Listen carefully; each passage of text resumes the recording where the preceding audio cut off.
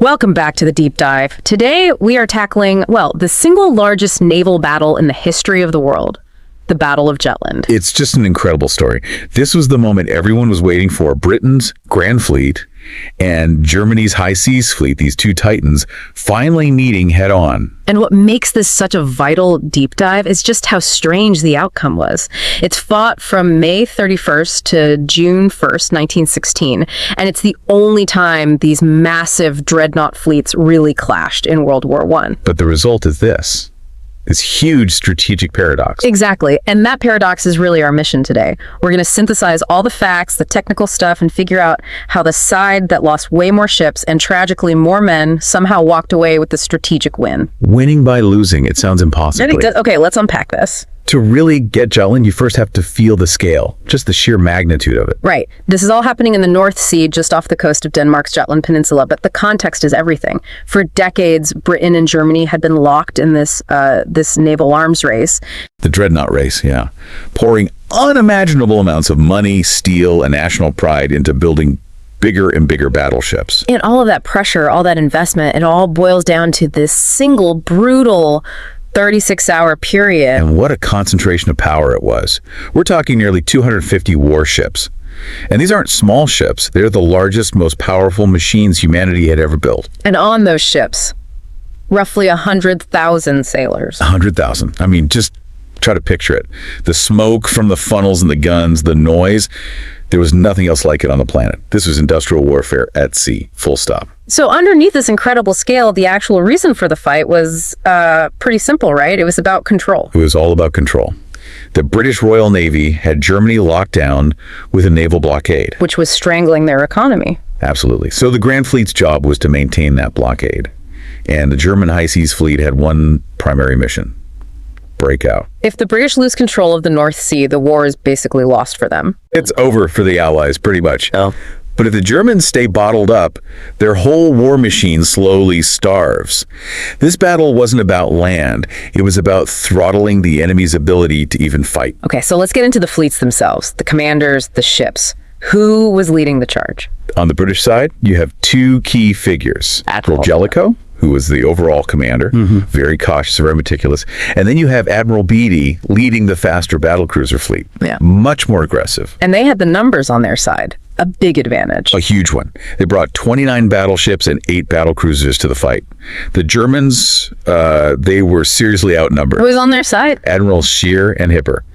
And they fielded 22 battleships and only 5 battlecruisers. So knowing they can't win a straight-up fight, what was the German plan? They couldn't just throw their entire fleet away. No, they couldn't. And their plan was, in theory, brilliant. They knew they couldn't take on the whole Grand Fleet. So they didn't try to. Exactly. The idea was to use their fleet as bait, to lure out a part of the British fleet, specifically Beatty's faster battlecruisers, and then trap and destroy that smaller squadron before Jellicoe's main force could show up. So it was a strategy of attrition. Chip away at the British numbers until things were a bit more even. Precisely. Pick a fight, but on their own terms. And tactically, the Germans were very, very good. But this is where the story takes a massive turn, because the British had a secret weapon, an intelligence advantage that changed everything. This is the absolute key to the whole battle. What's fascinating here is that the British had been reading Germany's coded naval signals for a while. This was Room 40. Room 40, yes. Their secret code-breaking unit, and they intercepted the German message ordering their fleet to sea. So the trap was completely blown before it was even set. So the Germans think they're setting a clever trap for a small British force. But Jellicoe knows they're coming. And he doesn't just send Beatty. He sails with the entire Grand Fleet. Wow. So instead of catching a detachment, Scheer is steaming directly into the jaws of the most powerful fleet on Earth, which is waiting for him. The German plan completely backfired.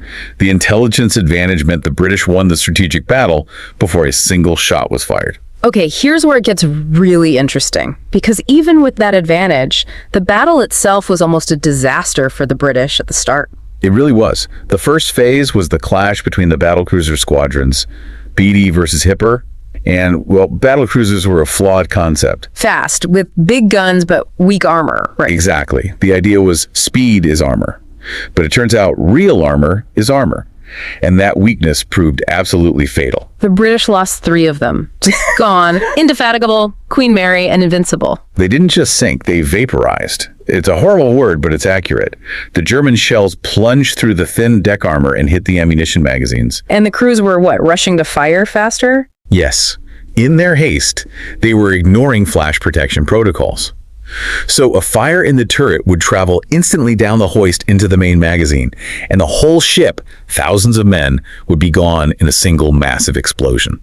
So you can see why, back in Britain, the first reports made this sound like a humiliating defeat. Oh, people were furious. And it was a tactical disaster. Beatty famously said, "There seems to be something wrong with our bloody ships today." But there's a strategic logic to it, isn't there? There is. Those terrible, terrible losses had one positive effect. They kept drawing the German fleet further and further out to sea. Right into Jellicoe's main battle fleet. Exactly. Which brings us to phase 2. The main fleet clash. This is the moment. The dreadnoughts finally see each other. And Jellicoe, knowing where they are, pulls off this classic naval maneuver, the crossing of the T. It's the dream scenario for a naval commander. He swings his entire fleet into one long line in front of the German column. So all of his ships can fire their main guns. Well, the Germans can only fire the guns at the very front of their ships. It's overwhelming firepower. Jellicoe springs the trap perfectly. And Scheer, the German commander, he must have realized instantly what was happening. The moment he saw that wall of fire, he knew. He wasn't fighting a detachment, he was fighting the whole Grand Fleet and was about to be annihilated. So what did he do? He ordered something incredible, the Gefechtskehrtwendung. The battle turn away? Yes. A perfectly coordinated, simultaneous 180-degree turn by every single ship in his line. In the middle of a battle, under heavy fire, they all turned together and just fled. It was a masterpiece of training and discipline. It saved his fleet. So they escaped the trap. What happens then? Jellicoe tries to cut them off again, but the light is failing. And as darkness falls, you get phase 3, the night fighting. Which sounds chaotic. Utter chaos. Small ships, destroyers, torpedo boats, fighting these desperate close-range duels in the dark, searchlights, explosions, a complete melee. So how does it all end? It doesn't sound like a clean victory for anyone. It wasn't. By the morning of June 1st, under the cover of fog and darkness, the German fleet managed to slip past the British and get back to port. Both sides were battered. Both sides chose to disengage. Which brings us right back to that paradox. The fighting is over. Let's look at the final score. And the numbers on the surface look very bad for the British. They lost 14 ships, including those 3 massive battlecruisers. And the human cost? Just awful. Over 6,000 sailors killed. 6,094 to be exact. The Germans, by contrast, lost 11 ships and about 2,500 men. So on paper, a clear German victory. And they certainly claimed it as one. Oh, absolutely. The German press went wild. But if we connect this to the bigger picture, that tactical scorecard is almost irrelevant. So what? Why do we remember this as a British strategic win when they lost so much more? Because the British Navy achieved the only thing that actually mattered for the wider war. Maintaining the blockade. Maintaining sea control. The Grand Fleet went back to its bases, refueled, rearmed, and was ready to sail again in a matter of hours. Despite their losses, they were still overwhelmingly powerful. And the German fleet. Scheer knew he had been incredibly lucky to escape. He told the Kaiser they could never risk a battle like that again. They would lose. The High Seas Fleet, for all intents and purposes, never came out to fight in force again. They stayed in port. So that's the victory. Not sinking the German fleet, but neutralizing it, forcing it into inaction. Total strategic confinement. The blockade held, and that had enormous consequences. What did that do to the rest of the German war effort? It was devastating. It choked their economy.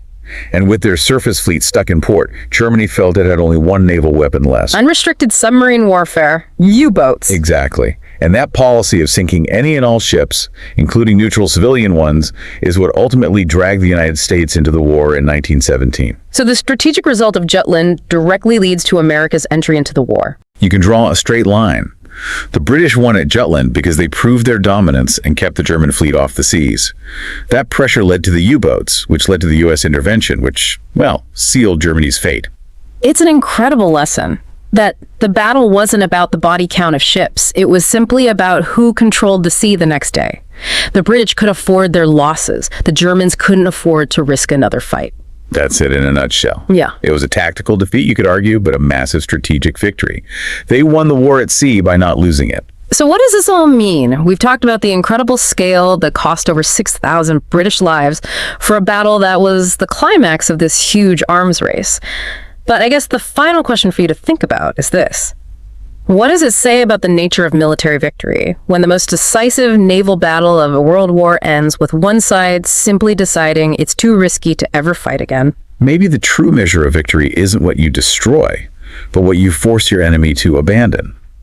The German fleet wasn't sunk at Jutland. It was made irrelevant.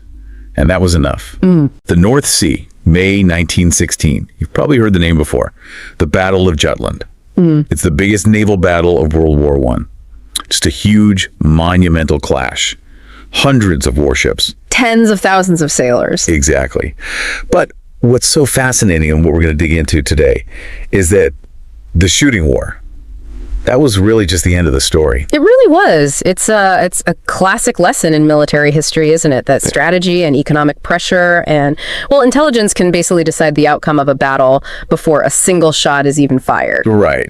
We tend to focus on the dreadnoughts and the huge cannons. Yeah, the spectacle. But the real story here is the context. The almost unbearable pressure on Germany that forced them to do this. That's where the real desperation is. Absolutely. So for you listening, we pulled together a whole stack of sources, and our mission today is pretty straightforward. We want to understand the strategic pressure that pushed Germany into this fight. Then we need to piece together their plan, this really audacious ambush they cooked up. And finally, the big one. The critical piece of intelligence that completely unraveled the whole thing. Yeah. The core conflict is just, it's so clear. Germany desperately wanted to challenge Britain's control of the sea. Which was, it was total. It was absolute. And the problem was the numbers. They just couldn't win a straight up fight. So their whole thinking had to change. It wasn't about victory. It was about pulling off a perfect localized trap. Okay, let's unpack that because it all starts with necessity. If the risks were so high, and they really, really were, then the big question is why? Why did Admiral Scheer feel like he had to initiate this massive battle? The motivation is stark, really. It's economics and survival. Yeah. And it's all driven by the British blockade. The blockade. Yeah, the sources are really clear on this. The Royal Navy had basically thrown an iron ring around Germany, cut off their access to global trade, and this wasn't just, an inconvenience. It was economic strangulation.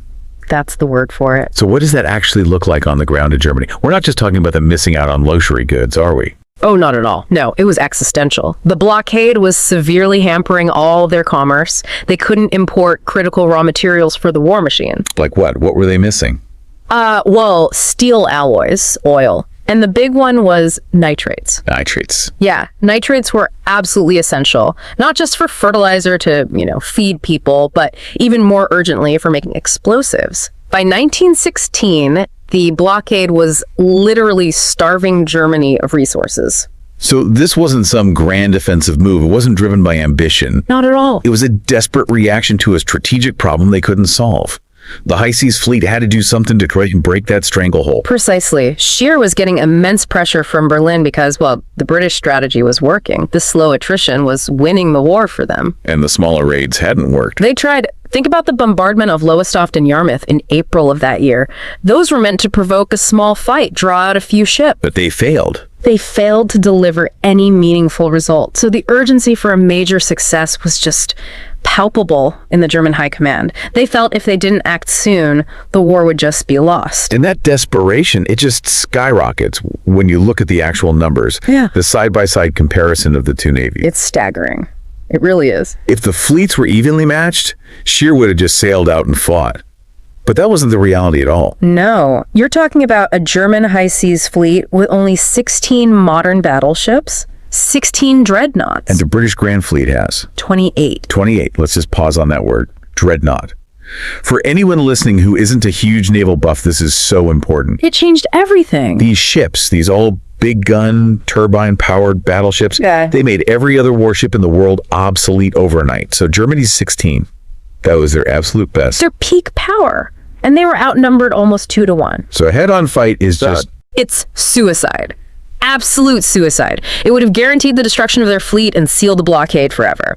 So Scheer's goal was never a glorious winner-take-all battle. It had to be an ambush. A meticulously planned ambush designed to chip away at that British superiority piece by piece. Which brings us to the plan itself. Yeah. The lure and the trap. It's a brilliant, calculated gamble. It is. The core idea was not to fight the whole Grand Fleet. Scheer wanted to lure out just portions of it, trap them, destroy them, and then get away before the main British force could show up. And just repeat that over time. Exactly. Do that a few times and suddenly the numbers start to look a lot more even. Okay, so the execution here is fascinating. It's all about speed and deception. It revolved around one man, Vice Admiral Franz Hipper, and his battlecruisers. What was their job? Hipper's ships were the bait. 100% battlecruisers were perfect for it. They're fast, right? Very fast.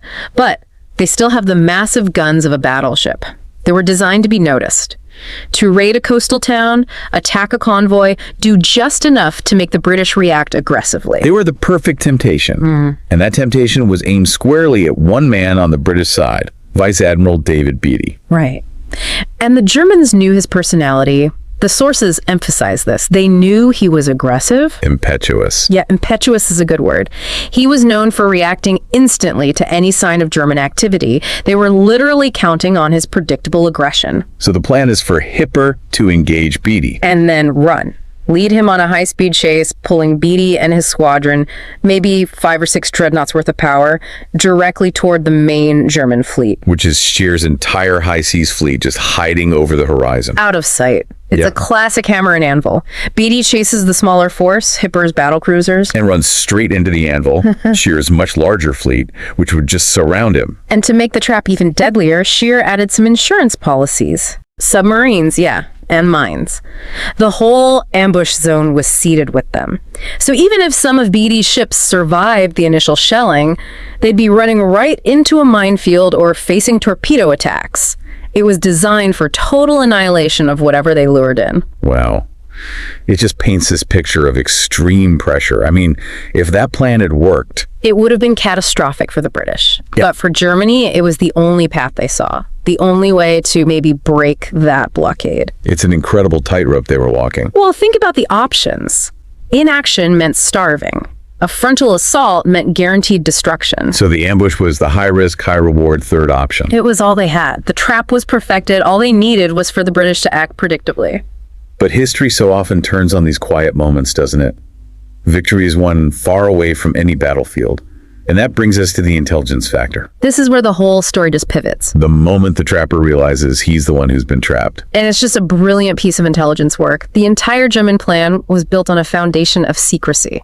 A foundation that was fatally compromised. Fatally compromised is right. Because of British codebreakers. Okay, let's give them their due. This was the work of a group known as Room 40, right? In the Admiralty in London. That's right. And they were intercepting and decrypting German naval signals. What exactly did they find? On May 30th, 1916, just before the battle, Room 40 intercepts a series of German wireless messages. And they figure out that Scheer plans to leave port the next morning. Okay. But crucially, they see that his fleet is organized for a major operation, not just a patrol. They identified the main force was moving, not just Hipper's raiding group. And that is the absolute game changer. It's everything. It's not just knowing some ships are sailing, it's knowing the entire high seas fleet is on the move, and more importantly, having a pretty good idea of why. Exactly. And that piece of intelligence goes straight to the top. To Admiral John Jellicoe, the commander of the whole Grand Fleet. And suddenly, Jellicoe knows Scheer's real intent. He knows it's a trap. Now, Jellicoe was known for being very cautious, very meticulous. He was the man, as they said, who could lose the war in an afternoon. Right, so he wouldn't risk the Grand Fleet unless he had to. What did this foreknowledge let him do? It let him turn the entire trap on its head. How? Scheer's plan only works if Beatty is isolated. But with this intelligence, Jellicoe ordered the full Grand Fleet to sea. All 28 dreadnoughts, their entire support fleet. They sailed from their bases in Scotland and quietly moved into position. How he set a counter-trap. He did. This completely foiled Scheer's plan. Instead of Beatty's small force stumbling into the German fleet, the entire German fleet, which was half the size, was now sailing directly into the path of the entire waiting British Grand Fleet. Germany's only real weapon strategic surprise, it just vanished. Poof, gone. And this is what turns it into such a massive battle. Absolutely. The intelligence, combined with that German frustration after years of inaction, it transformed what was supposed to be a surgical raid into the biggest naval brawl of the whole war. Scheer wanted a small, quick fight. Instead, he was forced into a massive one he absolutely was not prepared for. It's just incredible to think that one act of code breaking changes the entire strategic picture. It really does. The whole story of Jutland, the maneuvering, the losses on both sides, the ultimate outcome, it's all predetermined by that signal interception on May 30th. It all connects back to that pressure we talked about at the beginning. Yes. Scheer had no choice. He either had to fight a battle he couldn't win or execute a very dangerous retreat, which is what he eventually did. The German command realized way too late that the British were waiting for them, right where they shouldn't have been. So let's zoom out. What does this all mean? If we synthesize this for everyone listening, the Battle of Jutland wasn't just a random encounter. No. It was driven by the crushing strategic pressure of the British blockade, Which was throttling Germany. and the battle itself was fundamentally decided by an intelligence victory by the codebreakers in Room 40 that completely neutralized Scheer's high-risk plan. And that's the key takeaway, I think. The ability of the British to read Scheer's intentions before the fleets even made contact was it was everything. The invisible victory. That invisible victory erased Germany's numerical disadvantage because it meant the entire Grand Fleet was there. It forced Scheer into a fight he was trying to avoid. The real advantage wasn't in the cannons, it was in the intercepted signals. And that leaves us with a final thought for you to take away from this. Just consider how often in history the biggest, loudest clashes, these huge displays of power on land or at sea, were actually decided long before, in quiet rooms, far away, by unseen signals. Intelligence doesn't just win battles. Sometimes it stops the enemy's best strategy from ever getting off the ground. Thanks for taking this deep dive with us. Welcome back to the Deep Dive. Today we're going into the cold, foggy waters of the North Sea. The year is 1916, and we are examining what is still the largest naval battle of the First World War, the Battle of Jutland. This was just a monumental clash. It really was, and not just of ships, but of, early 20th century naval power. A huge, devastating experiment. Our mission for this deep dive is very specific. We're not going to chart every single turn or tactical maneuver. We're here to analyze the cold, hard numbers, the losses, the casualties, really get into the source material to understand the outcome. And right away, those numbers present what seems like a paradox. It's almost unbelievable when you first see it. A paradox. Yeah. I mean, if you look purely at the raw stats from Jutland, the British Grand Fleet suffered much heavier casualties, both in ships and in men. By any, tactical measure, the Germans inflicted way more damage than they took. But, and this is the real hook, isn't it? This is the tension we need to unpack. Despite losing on paper, Britain still walked away from this battle and kept its strategic superiority for the rest of the war. Exactly. So how does that work? How can one side lose more men, more of its biggest ships, and still claim the strategic victory? It's like winning every single round of a boxing match and still losing the fight. To understand it, we have to start by acknowledging the price the British paid. And it was an extraordinary price. Okay, let's start there with the tangible material cost. We're talking about the dreadnought era, right? The pinnacle of naval tech at the time, and yet the British fleet loses 14 ships. Sunk. That number alone just feels huge. It is staggering, and the sources are clear that these weren't just small ships. Many were high-value targets. Out of those 14 vessels, 3 were major battlecruisers. The Indefatigable, the Queen Mary, and the Invincible. Okay, and for anyone listening who might not be a naval expert, what's the difference there? A battleship versus a battlecruiser, why did that matter so much at Jutland? That is a crucial question. You see, the whole idea behind the battlecruiser was to get battleship-level firepower, but with enough speed to chase down enemy cruisers.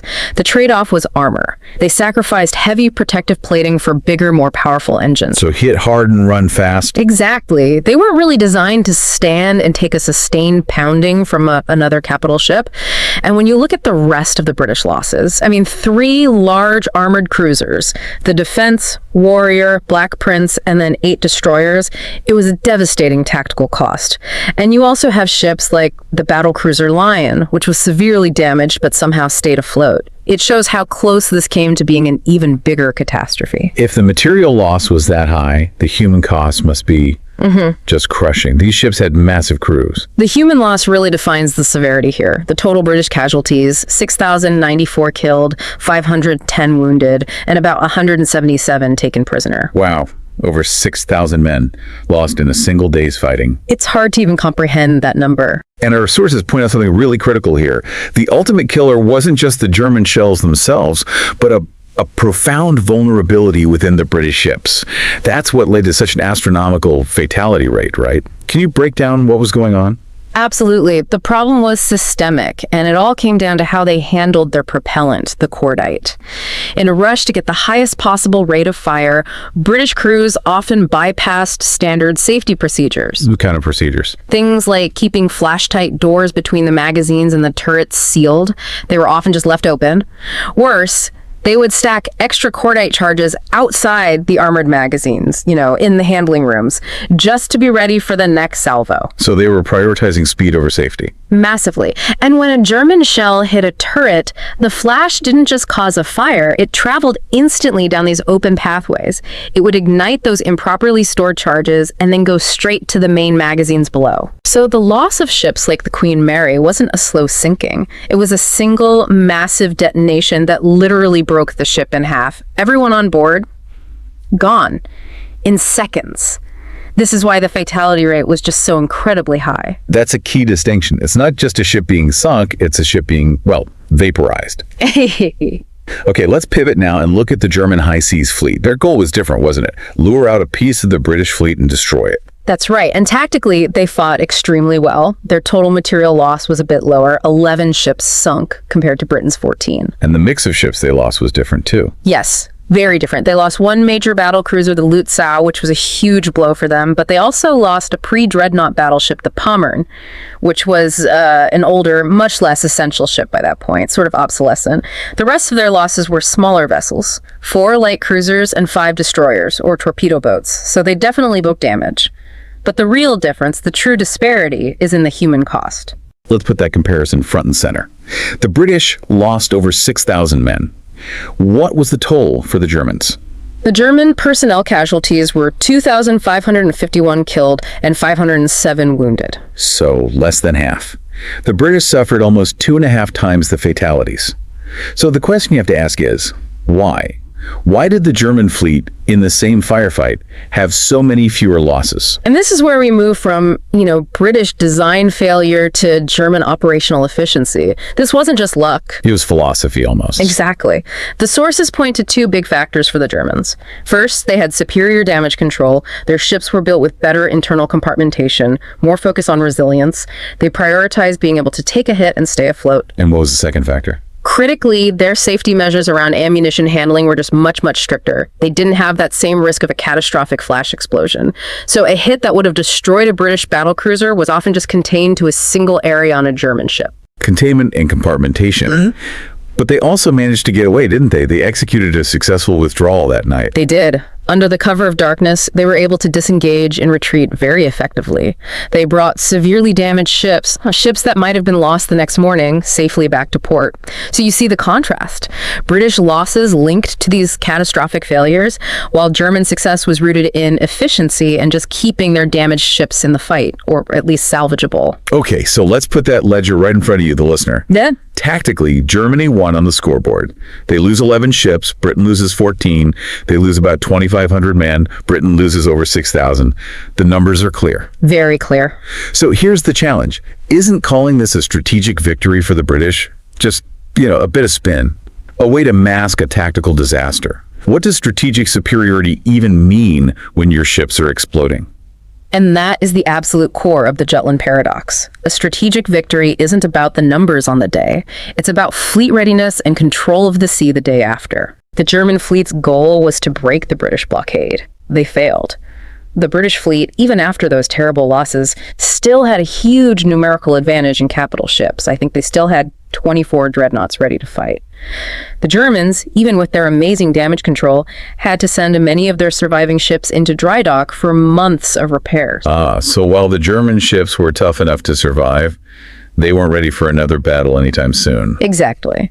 The German fleet was effectively contained. They knew they couldn't risk another full engagement with the Grand Fleet without facing complete annihilation. So for the rest of the war, the High Seas Fleet mostly just stayed in harbor. It became a fleet in being a deterrent, but not an active challenger. And that confirmed British dominance of the sea lanes. It did. It ensured supplies could keep reaching Britain, and it maintained that economic chokehold of the blockade on Germany. That strategic reality forced Germany to switch to unrestricted U-boat warfare, which had its own massive political consequences down the line. That really does shift the whole perspective. The simple existence of the Grand Fleet, even battered, was enough to win the strategic game.